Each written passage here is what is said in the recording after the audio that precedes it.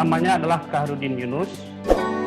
Ini saya nggak merubah judul, pemikir awal ekonomi Islam Indonesia. Yang ditulis oleh Khairudin Yunus sendiri. Hendaklah setiap wilayah di dunia ini menjadi tanah air kemerdekaan bagi penduduknya dan jadi sumber kemakmuran bersama. Nah, saya pikir ini menjadi visi Khairudin Yunus dalam menulis karyanya.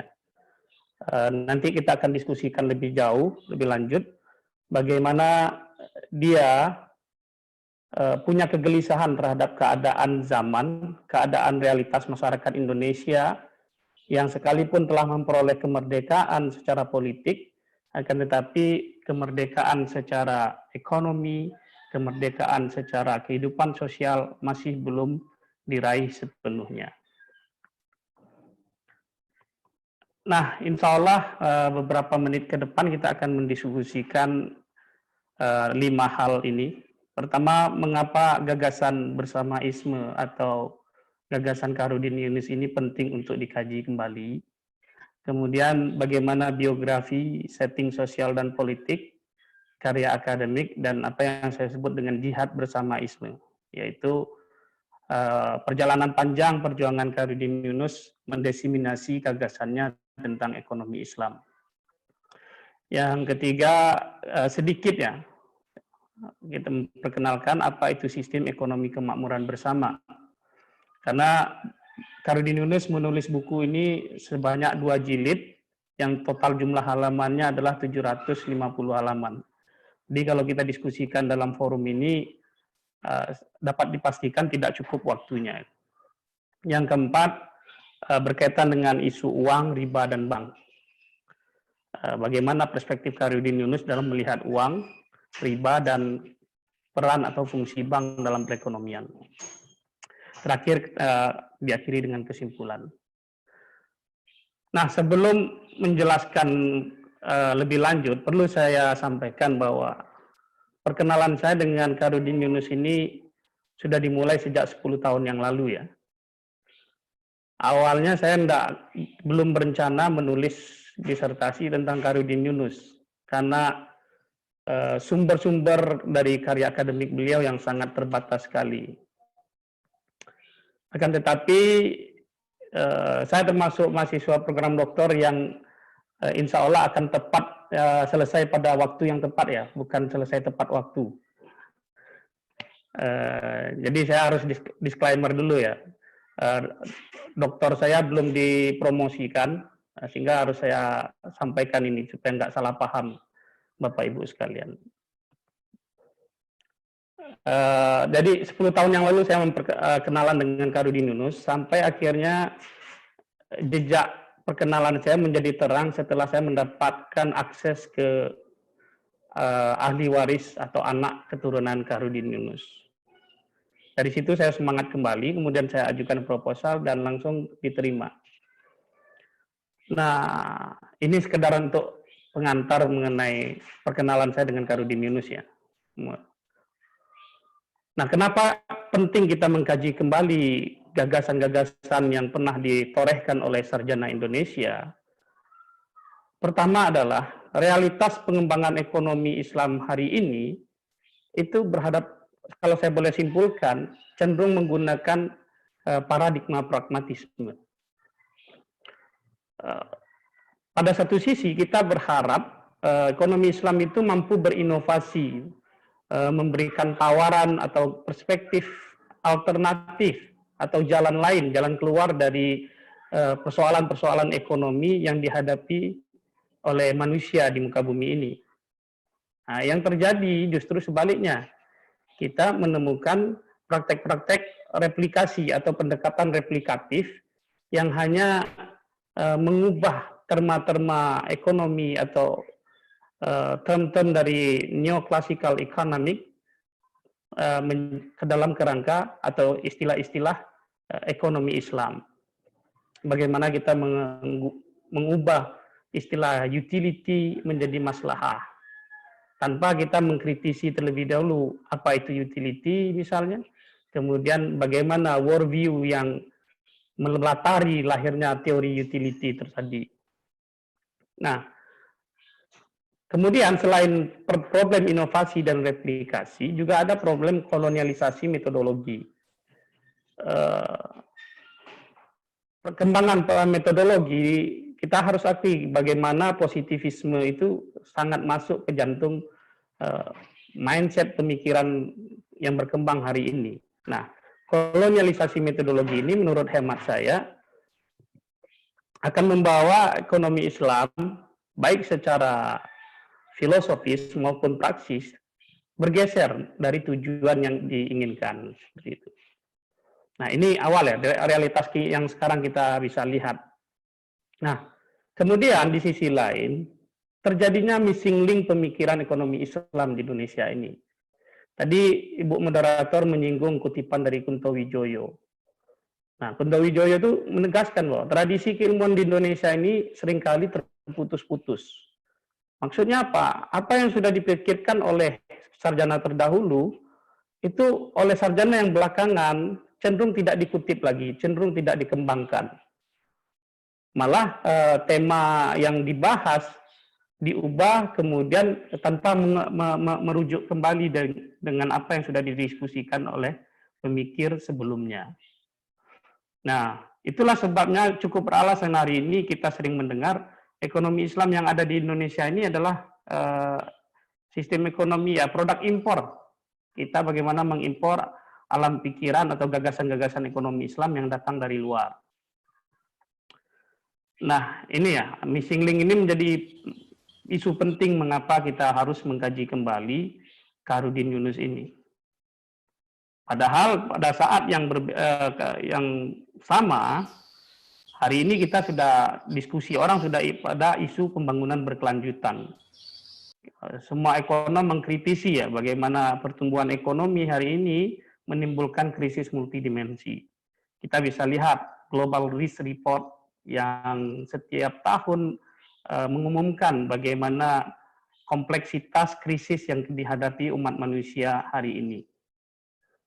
Nah, realitas yang berbeda, ada semangat melahirkan pembangunan berkelanjutan, kita berhadapan secara politik dengan kelompok oligarkis dan peran negara yang semakin dikebiri.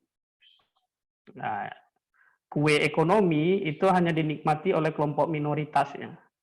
Ya minoritas orang kaya, karena di Indonesia ini mayoritasnya orang miskin gitu kan.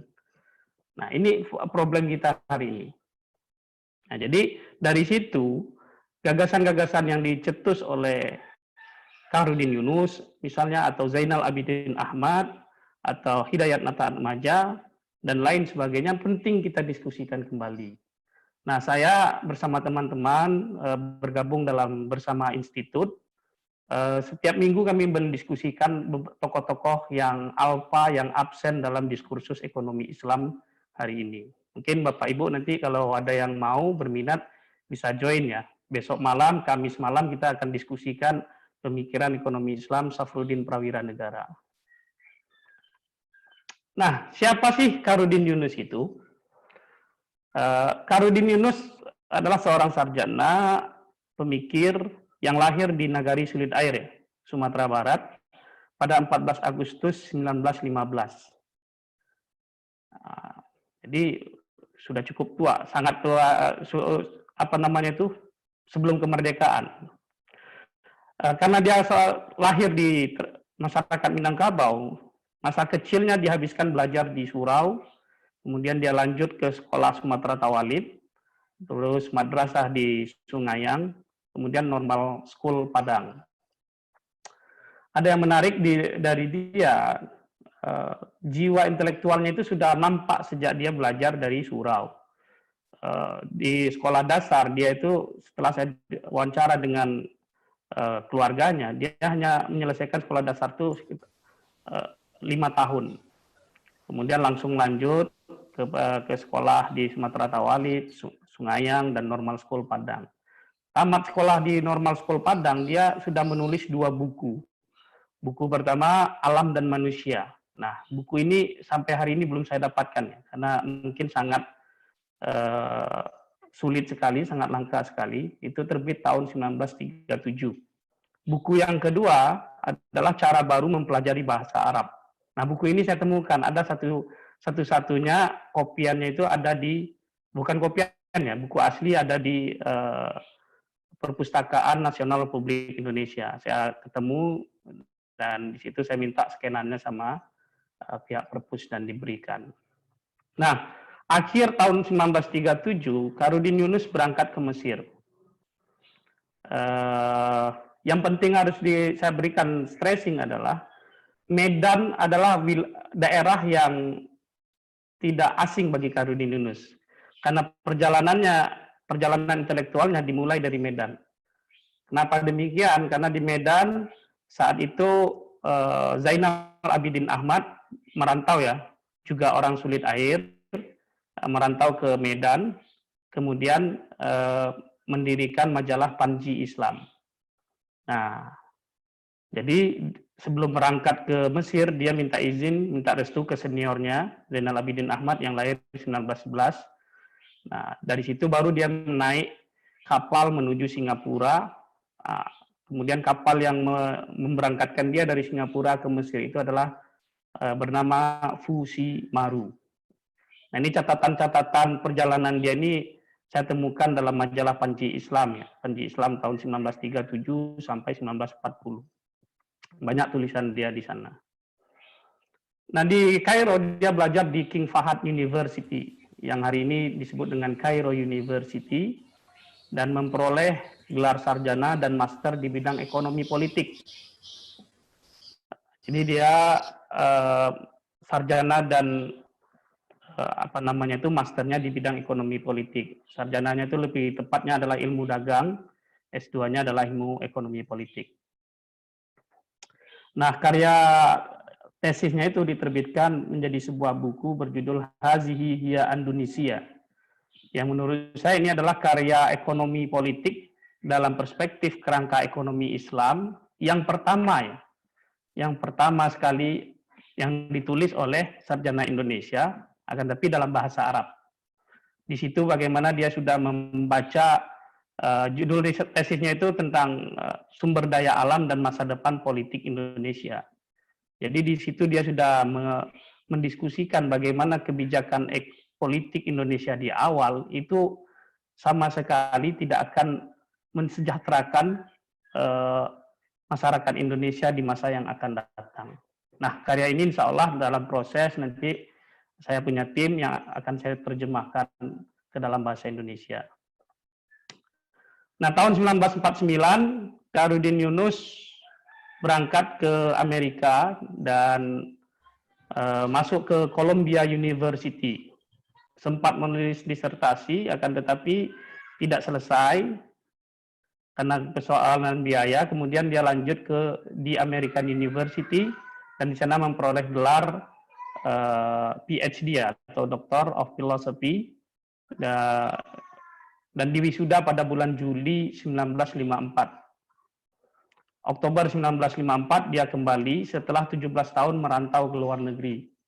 Jadi kalau dari perjalanannya kehidupannya ini antara tradisi masyarakat Minangkabau, kemudian bagaimana perkembangan di Mesir yang saat itu sosialisme Mesir, kemudian Ikhwanul Muslimin sedang bergejolak juga, kemudian dia pergi ke negeri barat. Nah, disitulah titik temu gagasan pemikiran ekonomi Islam Karudin Yunus ini, yang dia tidak menggunakan istilah, nanti saya jelaskan lebih lanjut ya, sosialisme Islam atau sosialisme religius, tapi dia lebih memilih istilah bersamaisme. Nah, kemudian dia juga menggunakan istilah Islamisme, yang itu beda dengan Basam Tibi mendefinisikan Islamisme. Nah, mungkin saya akan elaborasi ini agak jauh ya, karena kita tadi kan bahasanya tidak dikenal, sehingga kita perlu mengenal Karudin Yunus ini lebih lanjut. Nah, sejak tahun 1954, itulah permulaan dari apa yang saya sebut dengan setelah dia pulang ke Indonesia, Karudin Yunus melakukan jihad bersamaisme. Pertama, dia mendirikan perkumpulan pendukung ekonomi Islam di Jakarta ya, tahun 1956 dia dirikan ini. Kemudian dia menerbitkan buku Sistem Ekonomi Kemakmuran Bersama. Nah, ini unik. ada dua sampul, sampul tipis dan sampul tebal. Di sampul tebal tipisnya tertulis sistem ekonomi kemakmuran bersama, di dalamnya tertulis sistem ekonomi menurut Islam. Saya coba menganalisa mengapa hal itu terjadi. Ini tidak terlepas dengan kondisi setting sosial dan politik Indonesia yang saat itu sedang tegang-tegangnya antara kelompok nasionalis dengan kelompok Islam satu sisi, kemudian ditambah lagi kelompok komunis seperti itu. Nah, kegiatannya banyak. Dia memberi kuliah di beberapa perguruan tinggi, termasuk dia pernah mengisi kuliah umum di perguruan tinggi Islam di Sumatera Utara. Nah, saya nggak tahu nih maksudnya perguruan tinggi yang mana, perlu dikaji lebih lanjut nanti ya. Itu tadi saya katakan Khairuddin Yunus dengan Medan itu sangat dekatnya. Dia tidak bisa lepas dari perjalanan karir Khairuddin Yunus itu. Nah, dia tidak pernah putus asa dalam mendiseminasi gagasannya, sampai-sampai melalui forum Muhammadiyah pun dia pernah gagas agar ekonomi Islam itu menjadi role model yang diterapkan oleh Muhammadiyah. Akan tetapi saat itu hasilnya cuma ditinjau saja. Sampai pada tahun 70-an dia mendirikan Akademi Ekonomi Islam di Yogyakarta. Sempat berjalan selama 1 bulan dan kelas pertamanya itu dilakukan di Masjid Asy-Syuhada Yogyakarta. Akan tetapi karena nggak ada modal, impiannya kandas. Nah, bukti dari jihad bersama Isme itu adalah bagaimana dia menulis tidak kurang dari 15 buku, puluhan artikel yang terhimpun ada di majalah Panji Islam, Harian Persamaan, Penyuluh Agama, majalah As-Saqafah di Mesir, dan Ikhwanul Muslimin di Mesir. Nah, tadi sudah ditekankan ya, kenapa hilang? Ya, pertama hilang karena arus politik. Nanti kita akan diskusikan lebih lanjutnya. Kemudian dia lebih dikenal sebagai ahli agama. Nah, karena keterlibatannya dengan Masyumi, Khairuddin Yunus pernah juga menjadi tahanan dalam kota, sehingga dia tidak bisa kemana-mana. Nah, ini 10 menit tentang biografi intelektual Khairuddin Yunus. Oke. Setting sosial dan politik ini yang penting ya. Nah, Khairuddin Yunus dalam proses perjalanan ke Mesir itu menyaksikan banyak sekali akibat-akibat kerusakan yang ditimbulkan oleh kapitalisme. Bagaimana dia melihat korban-korban perang antara Jepang dan Cina itu mengungsi ke Singapura. Nah, di sana dia mengeluh, bagaimana nasib bangsa Melayu yang sudah kelaparan ini diperparah lagi dengan rombongan orang yang korban perang yang ada dari Jepang dan Cina sana. Karena dia menyaksikan sendiri ada yang kelaparan, tidur di jalanan dan lain sebagainya. Nah, tahun 90-an, kemudian dari 1930 sampai 1950-an, itu tahun di mana perseteruan antara kapitalisme dan yang liberal dengan sosialisme yang komunis itu sangat menguat ya. Nah, akan tetapi Khairuddin Yunus mengkritik dua-duanya. Bagi dia, kapitalisme itu tidak lebih pada perhambaan terhadap harta benda. Sedangkan sosialisme perhambaan terhadap segelintir manusia. Nah, ini yang dia bangun ya. Ya, faktanya karena sosialisme atau komunisme itu bagaimana nasib ribuan rakyat itu ditentukan oleh penguasa seperti itu. Ya, penguasa yang otoriter. Nah, oleh sebab itu dalam satu tulisannya dia mengatakan sosialisme itu bukan Islamisme atau bukan bersamaisme. Jadi dia menegaskan perbedaannya. Nah, sekalipun Hos Cokroaminoto, kemudian Syafruddin Prawira Negara menggunakan istilah sosialisme Islam. Tapi pada titik ini dia ingin menegaskan bahwa bersamaisme itu adalah khas Indonesia.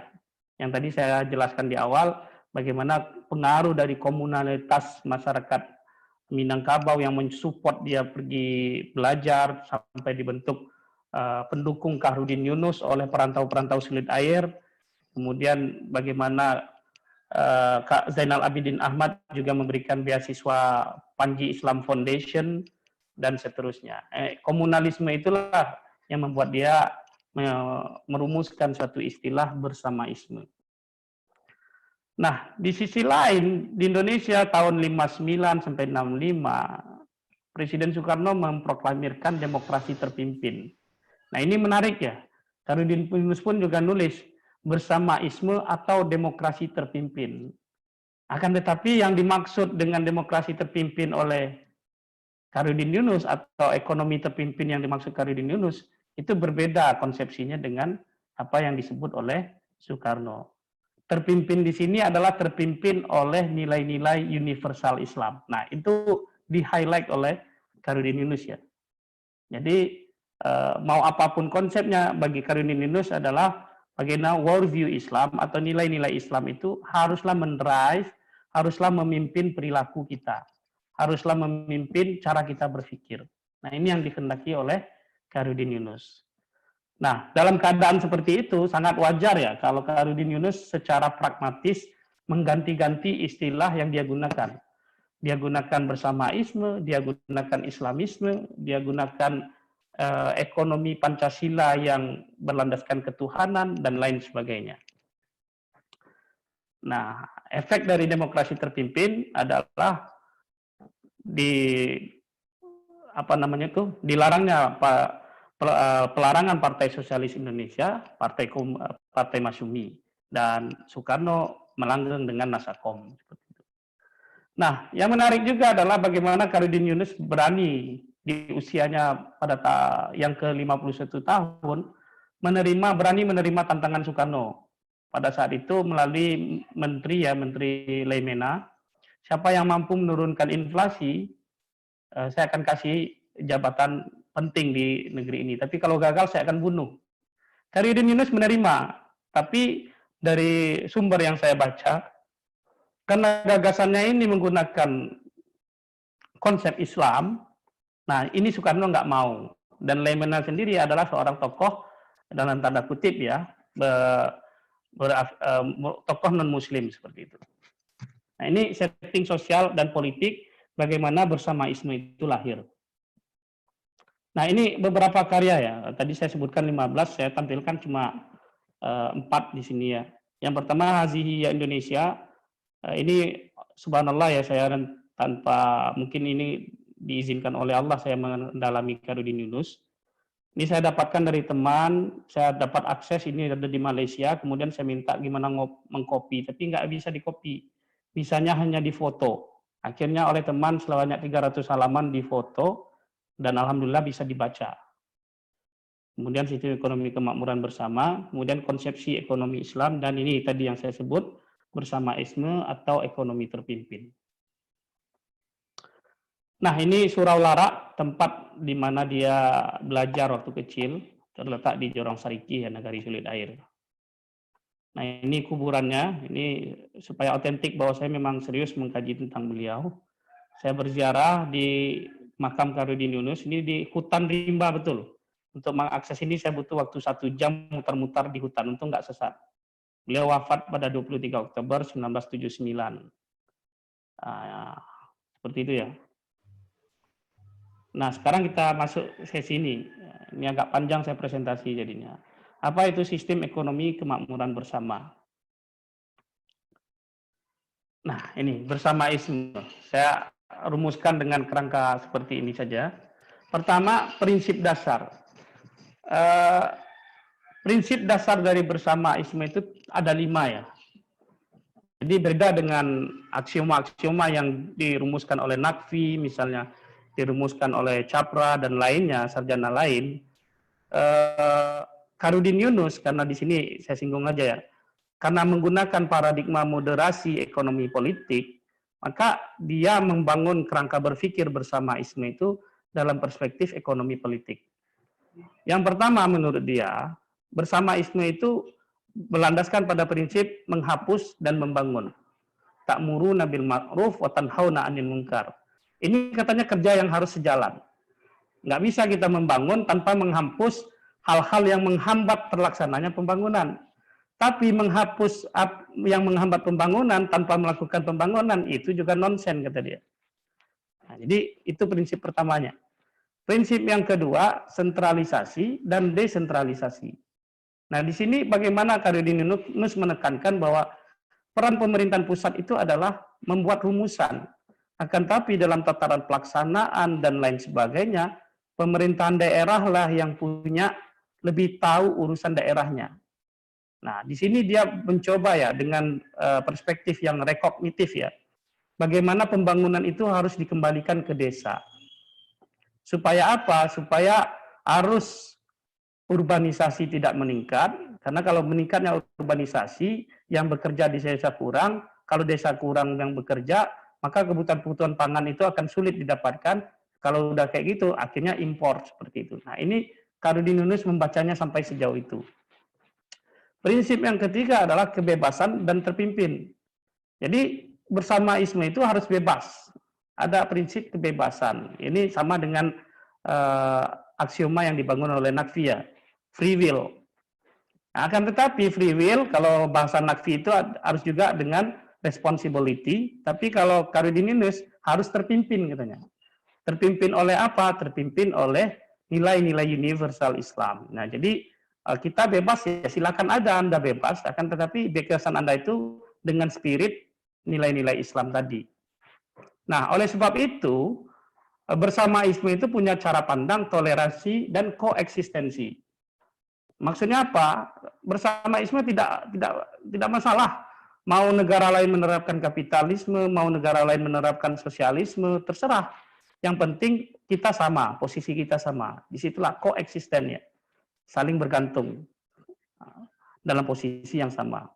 Nah, secara dimensi, bersamaisme itu menitik beratkan pada dimensi kebendaan satu sisi dan juga dimensi kejiwaan. Nah, kemudian arah tujuan. Nah, arah tujuan dari bersamaisme itu dia rumuskan jadi kalimat yang sederhana sekali. Dipahamkan oleh bersama, dikerjakan oleh bersama, dan dinikmati buahnya oleh bersama. Nah, perspektif ini menurut saya saat menjadi lebih dia tekankan pada saat dia mendiskusikan tentang pentingnya demokrasi ekonomi. Dan ekonomi Islam itu bisa diwujudkan jika penegakan demokrasi itu berjalan dengan baik. Tapi yang dia maksudkan di sini bukan demokrasi elektoral.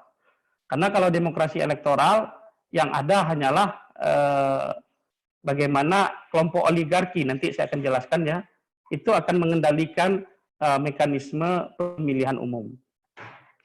Nah, ini tesisnya, tesis yang dia bangun, mekanisme perdagangan telah keluar dari realnya. Nah, jadi dia melihat perdagangan itu punya dimensi sosial, social dimension, yang artinya tidak hanya cara untuk mendapatkan keuntungan, malah dia menekankan keliru kalau kita menggunakan perdagangan untuk mendapatkan keuntungan. Nah, di sini nanti ya, dia menegaskan ada perbedaan antara jual beli dengan perdagangan. Jual beli adalah bagaimana orang menambahkan nilai dengan usahanya, kemudian dia baru menjual. Kalau perdagangan, ini orang nggak punya usaha apa-apa, dia cuma kerjanya beli barang, kemudian dijual.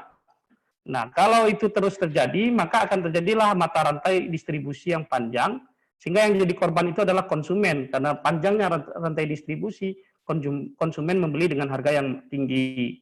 Satu sisi, produsen pun menikmati keuntungan yang kecil bila dibandingkan dengan pedagang.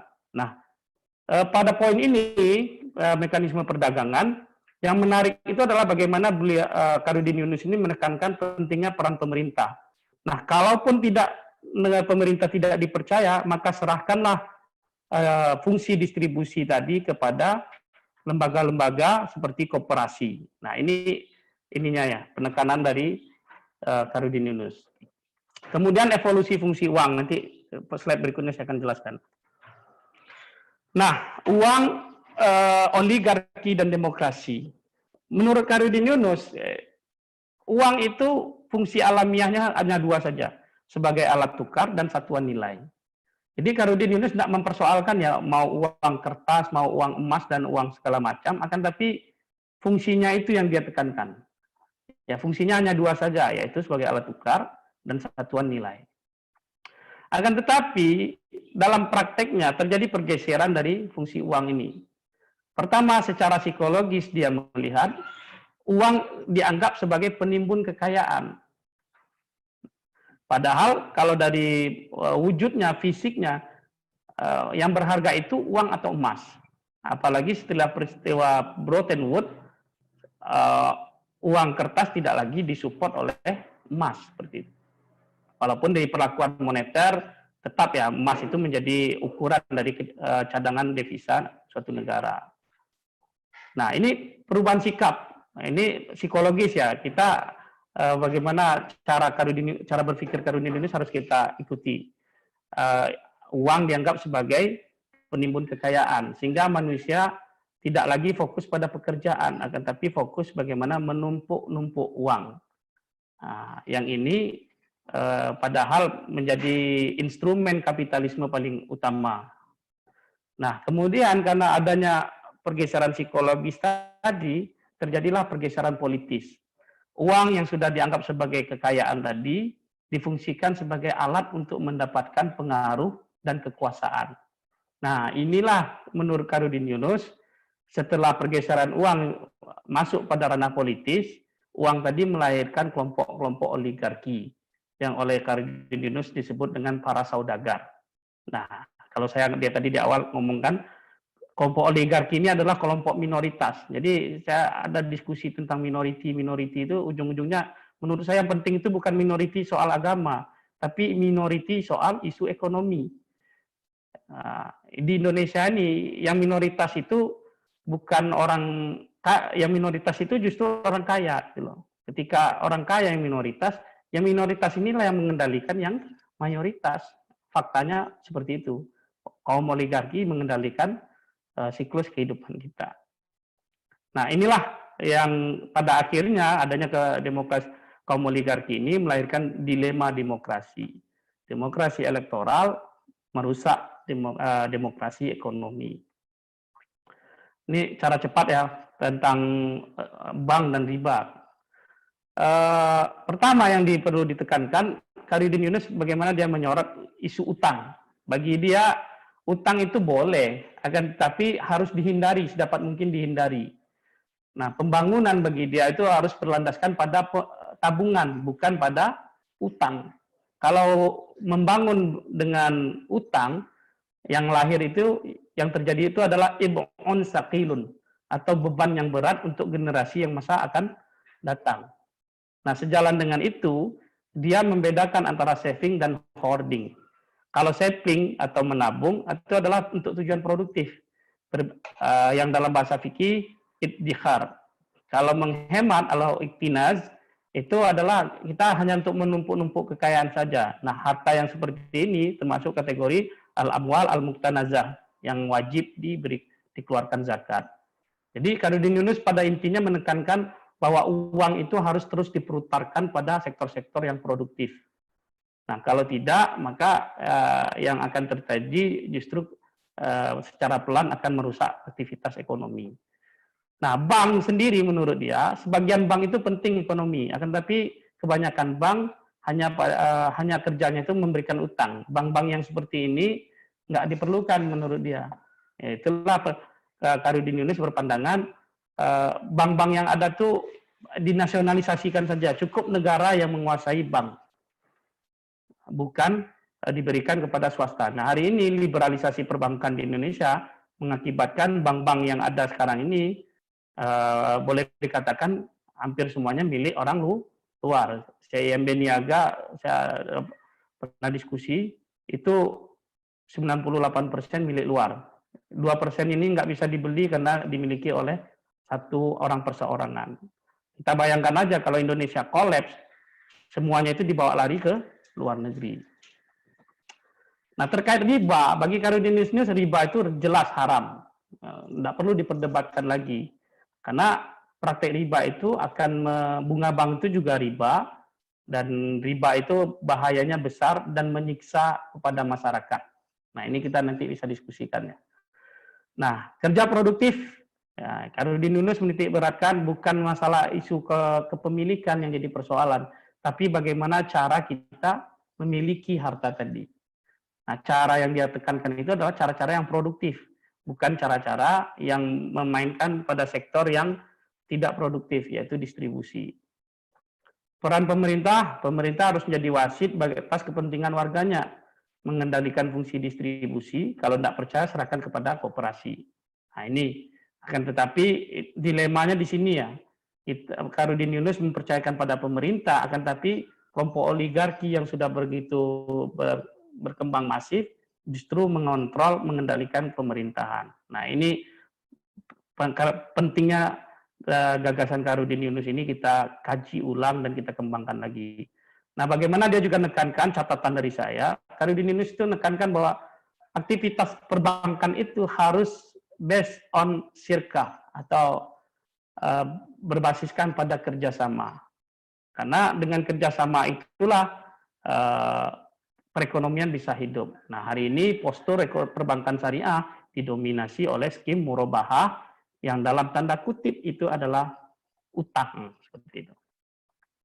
Simpulan, Khairuddin Yunus dengan apa yang sudah dilakukannya adalah pelopor ekonomi Islam Indonesia, memiliki pandangan yang berpegang pada worldview Islam, namun tak lepas dari atau tidak tercerabut dari akar budaya. Nah, ke depan kita perlu melakukan kontinuitas tradisi keilmuan ya. Apa yang sudah digagas oleh Khairuddin Yunus, kemudian Zainal Abidin Ahmad. Oh ya, sedikit sebelum saya lupa ya. Buku pertama yang ditulis tentang ekonomi Islam itu setelah Indonesia merdeka adalah ditulis oleh Zainal Abidin Ahmad dalam bahasa Indonesia ya. Judulnya Dasar-Dasar Ekonomi Islam. Buku ini terbit pertama kali 1950, sedangkan ya Khairuddin Yunus terbit 1955. Akan tapi Zainal Abidin Ahmad sendiri sudah menggunakan terma kemakmuran bersama dalam bukunya. Ya mungkin terkoneksi lah karena Zainal dan Khairuddin Yunus ini sama-sama berasal dari negari sulit air.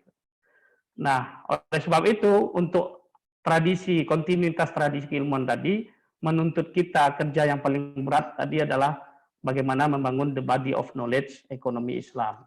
Kita tetap kawal perkembangan praktik, akan tapi jangan sampai meninggalkan kerja penting dari ekonomi Islam, yaitu kerangka keilmuan, the body of knowledge-nya, paradigma dan seterusnya.